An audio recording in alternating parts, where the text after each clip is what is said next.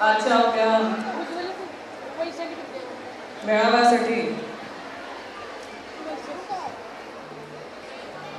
उपस्थित असलेले आणि आपल्या राष्ट्रवादी काँग्रेस पक्षाचे कुटुंब प्रमुख, आमचे सगळ्यांचे मार्गदर्शक आदरणीय प्रांत अध्यक्ष जयंतराव पाटील साहेब, इथे उपस्थित असलेले आदरणीय आमदार मानसिंगरावजी नाईक साहेब, आदरणीय आमदार अरुणाजी लाड साहेब, ज्यांनी आताच मार्गदर्शन केलं ते आपल्या विभागाच्या विभागीय अध्यक्ष सन्माननीय कविताताई मेत्रे, ज्यांचं काम मी ऐकून होती, पण आता ज्यांचं खरं महिला संघटन आज बघण्याचा योग आलाय त्या आपल्या राष्ट्रवादी काँग्रेस पक्षाच्या महिला जिल्हाध्यक्ष सुष्मिताताई जाधव, इथे उपस्थित असलेले सांगलीच्या शहर अध्यक्ष संगीताताई हरगे, व्यासपीठावर उपस्थित असलेले सर्व मान्यवर आणि मोठ्या संख्येने ज्यांच्या भेटीसाठी आम्ही इथे आलो आहे ते आपल्या या जिल्ह्यातील माझ्या माता भगिनी. थोडंसं आता तुम्हाला असं चलबिचल झालेलं बघताना असं सगळ्यात पहिले एकदा जोरात घोषणा देऊया का आपण, जरा थोडी स्फूर्ती गेली. अजून 2 भाषणं घ्यायची आहेत, म्हणजे माझं एक आणि पुढचं आदरणीय प्रांताध्यक्षांचं. मग आता थोडं कंटाळलेल्या अवस्थेतनं थोडं बाहेर पडूया. भूक तुम्हालाही लागली आहे, मलाही लागली आहे. बरोबर आहे, पोटात कावळे ओरडत आहेत, पण आता ज्या कामासाठी आलोय ते तर करायला लागणार नाही. आता प्रांताध्यक्षांचं भाषण ऐकायला इतक्या दुरून आलोय आपण, त्याच्या आधी आपण एक घोषणा देऊया. राष्ट्रवादी काँग्रेस पक्षाचा आदरणीय पवार साहेब, आप आगे बढ़ो. कमी आवाज. पवार साहेब, आप आगे बढ़ो. आप वरती करूया चला, म्हणजे सगळे ओरडत आहेत की नाही जरा कळेल. पवार साहेब, आप आगे बढ़ो. हाच आपला आवाज कुणीच दाबू शकत नाही, त्याचीच साक्ष मला इथे द्यायची होती. हे प्रांत अध्यक्ष साहेबांना मला सांगायचं होतं की आम्ही महिला आहेत ना, आमचा आवाज कोणीच दाबू शकत नाही, आणि आम्ही ठरवलं ना तर आम्ही सगळं काही करून दाखवू शकतो. बरोबर आहे की नाही? हे तर मानतात की नाही तुम्ही? आपण ठरवायला हवं. आपलं संघटन मजबूत झालं ना तर सुष्मिताताई आपण सगळा बदल घडवू शकतो, आणि आपण सगळे फार नशीबवान आहोत. म्हणजे माझ्यापेक्षा तर तुम्ही फार नशीबवान आहात हे मी सगळ्यांना सांगत असते, कारण ज्या आदरणीय जयंत पाटील साहेबांच्या नेतृत्वात काम करायची संधी तुम्हाला सांगलीकरांना मिळाली आहे, याच्यापेक्षा जास्त नशीब काय हो. आम्ही महाराष्ट्रातली लोक त्यांचा अर्धा तास मिळावा म्हणून 8-8 दिवस त्यांच्या मागे फिरतो. तुम्हाला रोज मिळतात, रोज भेटायला आहे तुम्हाला साहेब, आणि त्यांच्या नेतृत्वात तुम्हाला काम करायची संधी मिळते. याच्यापेक्षा खरंच नशीब कुठलंच नाही. आणि त्यांनाही वारसा वेगळाच आहे की नाही. सांगली तसं म्हटलं तर एक वेगळा वारसा आणि एक वेगळं कर्तृत्वशील नेत्यांचा जिल्हा, ज्यांनी स्वर्गीय लोकनेते आदरणीय राजाराम बापूंच्या कार्यकाळापासून आपण सगळ्यांचं काम बघितलंय, कार्यकाळ बघितलाय, आणि त्यांनी केलेले कामांचा वारसा, त्यांनी केलेला पक्ष संघटनेचा वारसा घेऊन आज जयंत पाटील साहेब हे काम करतायत. महाराष्ट्रभर त्यांच्या नेतृत्वात आम्ही सगळे संघटना मजबूत करायसाठी प्रयत्न करतोय, आणि त्यांच्या जिल्ह्यातली संघटना, त्यांच्या जिल्ह्यातली महिला संघटना अतिशय उत्तम अशी आहे हे तुम्ही सगळ्यांनी दाखवून दिली. आणि आदर्श पक्ष संघटना आपली जिल्ह्याची आहेच. मला आनंद वाटतो. मी आता ताईंसोबत बोलत होते, वेगवेगळ्या उपक्रमाच्या माध्यमातून तुम्ही माता भगिनी महिला ह्या सगळ्या चांगले वेगवेगळे कार्यक्रम आपण आपल्या जिल्ह्यामध्ये घेत असतो. त्यातून महिन्यामध्ये घेण्यात आला एक उत्कृष्ट अशी वक्तृत्व स्पर्धा. तुम्ही सगळ्या माता भगिनींनी त्याच्यामध्ये सहभागही घेतला आणि मला सगळ्यांनी सांगण्यात पण आलं की या महिला खूप छान बोलतात. म्हणजे एवढा सुंदर तुम्ही सगळ्या बोलतात असं मी ऐकलं होतं. पण आज सगळ्या ह्या स्टेजवर बसलेल्या महिलांनी मला दाखवून दिलं. म्हणजे तुम्ही फक्त ऐकून असलेलं नाही तर तुम्ही तुम्हाला स्वतःला सिद्ध केलं आणि ते तुमच्या वक्तृत्वाने पण तुम्ही सिद्ध करून दाखवलं आज. म्हणजे सुष्मिताताई ते चांगलं केलं तुम्ही की माझ्या तालुका अध्यक्षाच्या नेमणूक केलेल्या नाही किती सक्षम आहेत हे मला कळलं. जर त्यांना 2-2 मिनिटांच्या संधीमध्ये त्या एवढं छान बोलू शकतात. मुद्देसूद मांडणी म्हणजे 2 मिनिटं मिळालं तर खरं आम्हाला वक्त्यांना चिंता पडते की आता काय बोललं पाहिजे. पण त्या 2-2 मिनिटांमध्ये इतक्या सुंदर बोलल्या. प्रत्येक जण व्यवस्थित आणि उत्कृष्ट असं तुम्ही सगळ्यांनी मार्गदर्शन केलं. मला खरंच अभिमान आहे तुमचा. कारण महिलांसाठी कुठलंच काम सोपं नसतं. आपल्याला प्रत्येक गोष्ट ही संघर्षातनं करावी लागते. कारण आपल्याला म्हणतात ना असं सगळे चित्र दाखवतात फक्त आपल्या महिलांना 10 हात तर ते खरंच असतात. ॲट अ टाइम आपण किती कामं करतो. म्हणजे आत्ता इथे माझ्या माता भगिनी बसलेल्या असतील ना त्यांच्या डोक्यामध्ये घरी विचार चालला असेल. मुलं का शाळेतून घरी आला का, नवऱ्याने जेवण केलं असेल की नाही, सासूबाईने औषधी घेतली असेल की नाही, मग माझा घराचा दरवाजा बंद केला असेल की नाही. सगळा विचार करून करून आम्ही आज इथे बसलेलो असतो. शेवटी आम्ही हुशार आहे म्हणून आपण ॲट अ टाइम 10 गोष्टींचा विचार पण करू शकतो आणि 10 कामं पण करू शकतो. मग आता हे सगळी हुशारी फक्त घरकामासाठी वापरायची का? नाही. आदरणीय पवार साहेबांनी तुम्हाला स्वतःचं व्यासपीठ दिलं. तुमचं स्वतःला सिद्ध करायचं जे व्यासपीठ दिलंय ना त्या व्यासपीठावरती उतरून बाहेर पडायची गरज आपल्या माता भगिनींना आहे. तेव्हाच आपण महिलांना जो अपेक्षित बदल आहे ना तो करू शकतो. सहज दिलाय का? म्हणजे राष्ट्रवादी काँग्रेस पक्ष हा महाराष्ट्रातला आणि भारतातला एकमेव पक्ष असा आहे की त्यांनी फक्त आश्वासन नाही दिलं तर त्यांनी महिलांच्या पाठीशी खंबीरपणे उभं राहायचं काम केलं. मला सांगा आता किती दिवस झाले आपण सगळे ऐकतोय भारतीय जुमला पार्टीने आपल्याला नवीन जुमला दिलाय आरक्षणाचा. मग आरक्षण मिळालं का? तो कोरा चेक आहे. त्याच्यावर तारीख नाही, त्याच्यावर किंमत नाही. कधीतरी भविष्यात देऊ आम्ही. तो येत्या लोकसभेच्या इलेक्शनचा जुमला.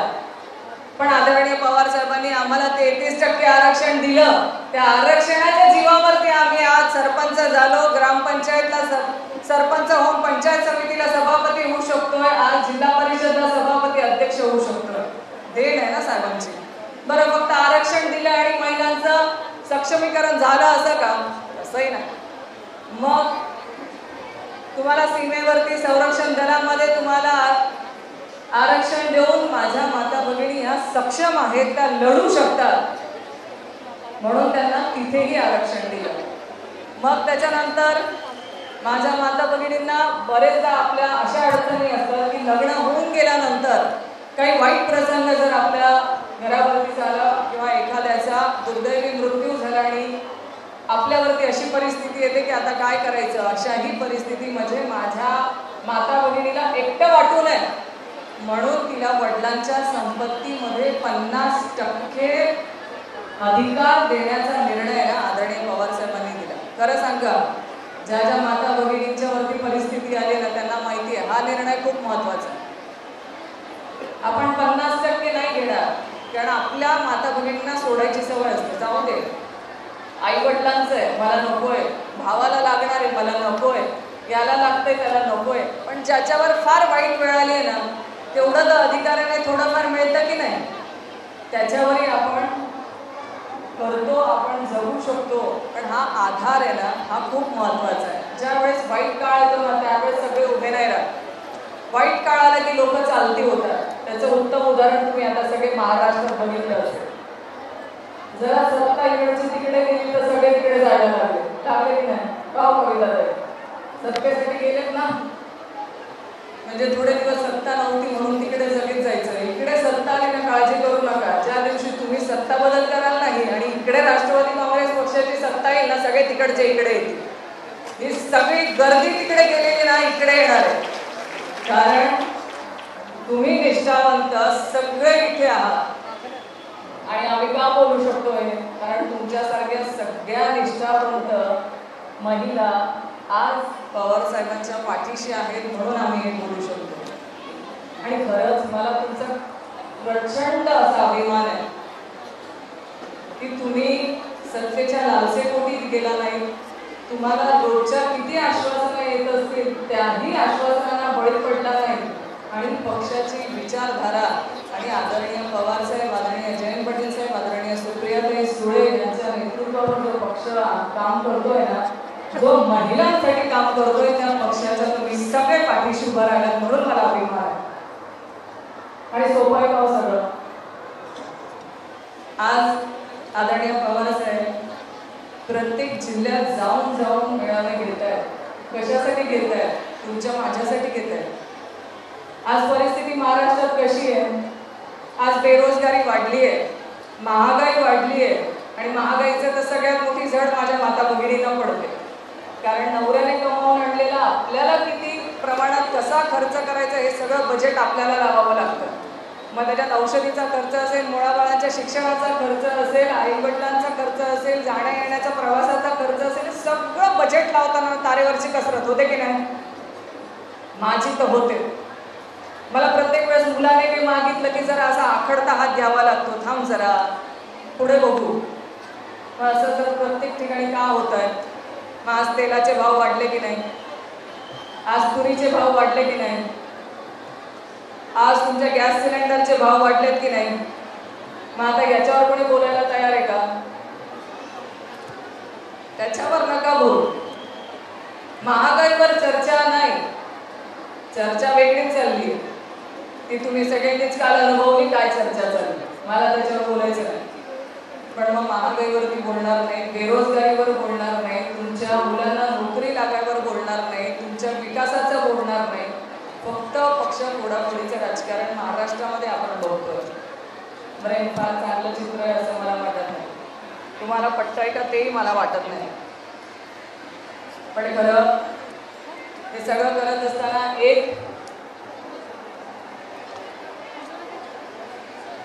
तुमच्या माता भगिनींनी जे चांगले कार्यक्रम घेतले त्याचा मी नक्कीच उल्लेख करणं इथे कौतुकास्पद आहेच आणि तुम्ही घेईलच. कारण ज्या माता भगिनी आणि महिला महाराष्ट्रामध्ये संघटन उत्तम करतात त्यातलं एक आपल्या सांगली जिल्ह्याचं महिलांचं नेतृत्व हे उत्तम आहे आणि तुम्ही करतायत. पण ह्याच्यामध्ये जे आदरणीय जयंत पाटील साहेब महाराष्ट्रभर म्हणतायत की आपल्याला बूथ रचना आपली सक्षम करायला हवी आणि बूथ रचनेच्या माध्यमातून आपण आपलं संघटन मजबूत करावं. बूथ रचनेमध्ये देखील आपला सहभाग असावा. का असावा? तर आपण चुलीपर्यंत जाऊन आपल्या पक्षाची ध्येय धोरणं महिलांपर्यंत पोहोचवू शकतात. पुरुष नाही जाऊ शकत चुलीपर्यंत, आपण जाऊ शकतो ना, जाऊ शकतो की नाही? मग आता महागाई वाढली आहे हे जाऊन चुलीपर्यंत सांगायला पाहिजे की नाही? चुलीपर्यंत जेव्हा चूल पेटलेली आहे म्हणजे तुला गॅस परवडत नाही म्हणून तुझी चूल पेटली आहे हे सांगायला तिच्या दारापर्यंत कोण जाणार? आम्ही जाणार. मग आपल्याला 50% आरक्षण पाहिजे, आपल्याला सगळं पाहिजे. आपल्याला पवार साहेबांनी एवढं स्वतःच्या पायावर उभं राहायच्यासाठी आपल्याला सक्षम केलं. पण चुलीपर्यंत जायसाठी तुमची बूथ रचना ही सक्षम असली पाहिजे. आणि जेव्हा तुमची बूथ रचना सक्षम असेल, तुम्ही प्रत्येकाच्या चुलीपर्यंत जाल ना, तेव्हा तुम्हाला अपेक्षित असलेला बदल हा घडवून आणण्याला आम्हाला सोपं जाईल. आणि ते तुम्ही कराल संघटनेच्या माध्यमातून. बूथ रचनेमध्ये देखील तुमचा सहभाग असेल अशी मी अपेक्षा करते. आज आराराबा, स्वर्गीय आराराबांचंही नाव घेणं खरंच आजच्या दिवशी त्यांची आठवण येते. त्यांचे आणि आदरणीय खडसे साहेबांचे संबंध खूप चांगले होते. म्हणजे दोघांचे मित्रत्वाचे संबंध वेगळ्या पक्षात असतील पण संबंध त्यांनी एकमेकांनी मित्रत्वाचे खूप काळ टिकवले. आणि आदरणीय आबांनी जो निर्णय घेतला होता, जे असंख्य असे त्यांच्या काळातले निर्णय आहेत, पण महिलांच्या बारबंदी, डान्स बार बंदी हा एक त्यांच्या काळातला खरंच उत्तम निर्णय की महिलांवरती अन्याय अत्याचार रोखण्यासाठी एक आगळं वेगळा, ज्याला आपल्या महाराष्ट्राला आज असंख्य अशा महिला आहेत की ज्यांचा आपल्या महाराष्ट्राला एक इतिहास आहे. त्या महाराष्ट्राला त्यांनी ह्या निर्णय लढण्यातनं एक वेगळं संस्कृती आपल्या महाराष्ट्राची दाखवून दिली. आणि खरं संघटना हे करत असताना खरं माझं कविताला एवढं म्हणणं आहे. मी आता बसल्या विचार करत होती की इथे आलेल्या महिला एवढं छान बोलतायत, मग मला सहज आठवलं की ह्याच महिला बोलतायत असं आहे का.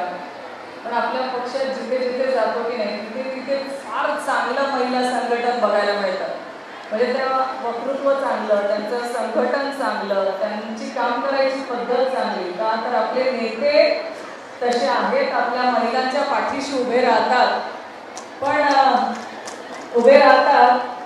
पण हे जरा म्हणजे समोरच्या पक्षालाही मान्यच करावं लागणार आहे की महिला संघटन हे राष्ट्रवादी काँग्रेस पक्षाचं आणि पवार साहेबांच्या नेतृत्वात काम करणाऱ्यांचं जास्त चांगलं आहे.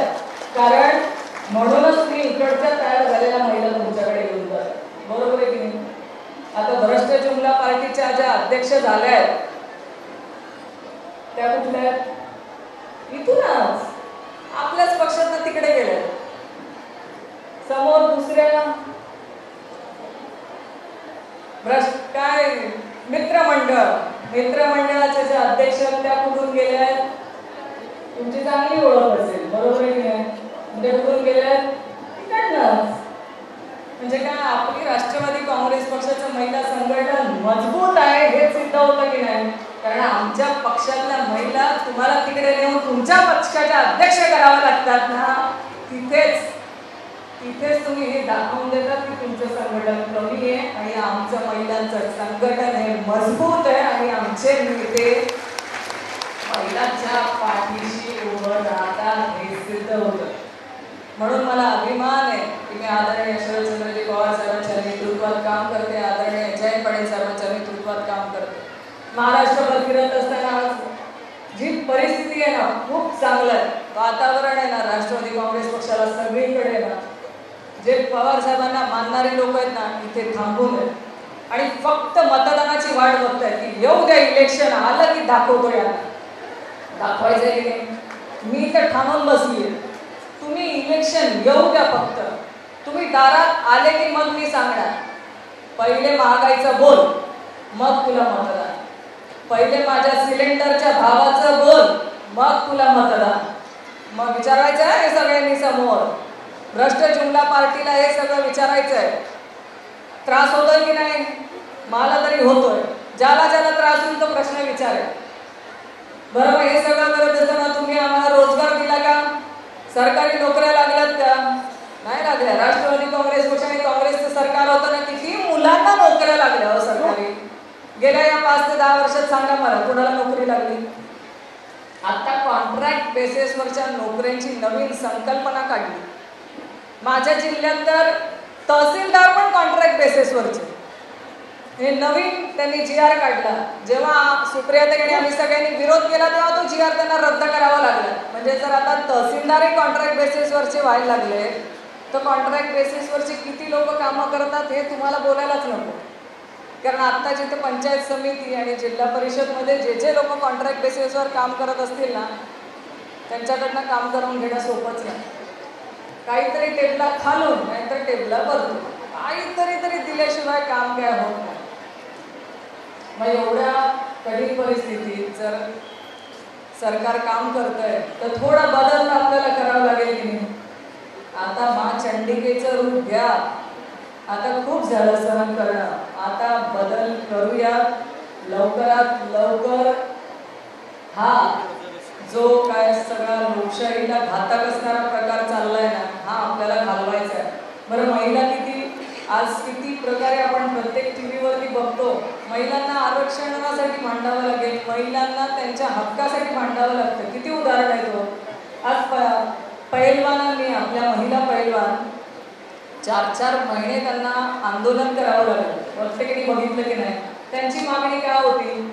आमच्यावरती शारीरिक अत्याचार केला गेला, आमच्यावरती आम्हाला छळण्यात आलं, त्याच्यापासून आमची सुटका व्हावी, आमच्यावरती जो अन्याय झालाय तो अन्याय आम्ही मांडतो आणि आम्हाला न्याय मिळावा.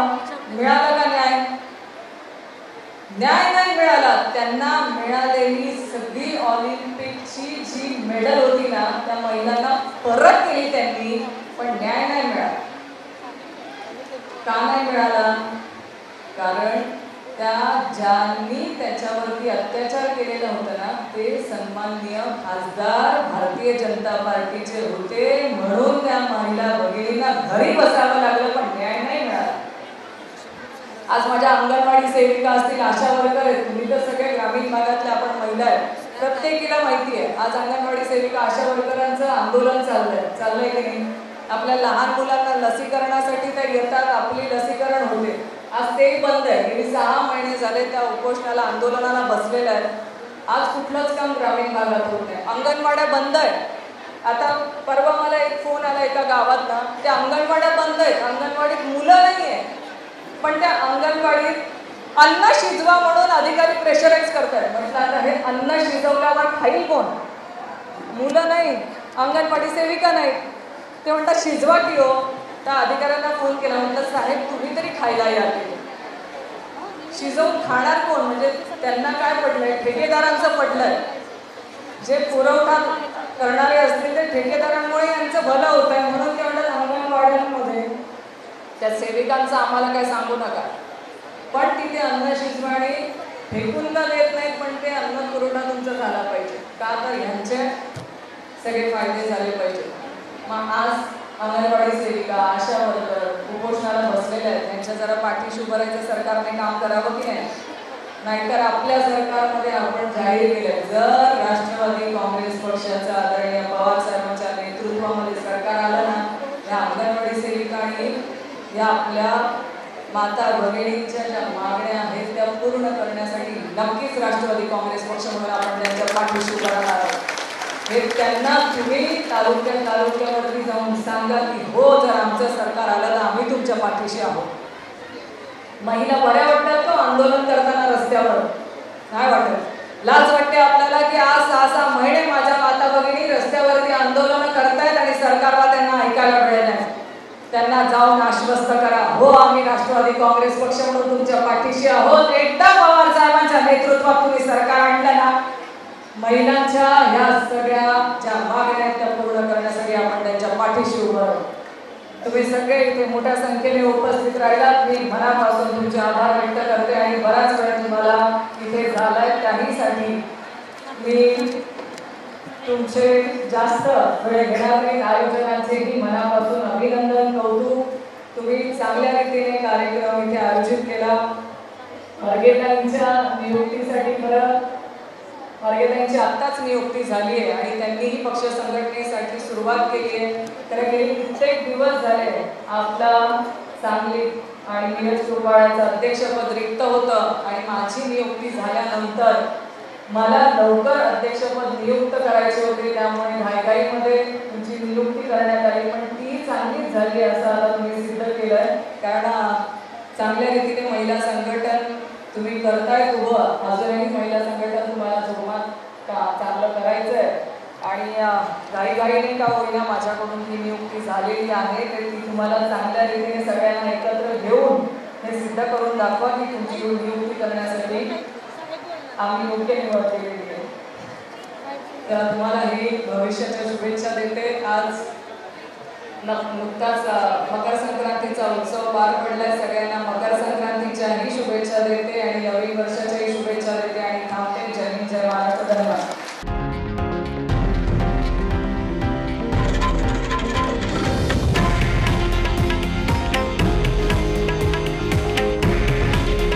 हे आहे देशातील नंबर 1 न्यूज नेटवर्क आणि आपण पाहत आहात TV9 मराठी. काळजी तुमची, हित महाराष्ट्राचं.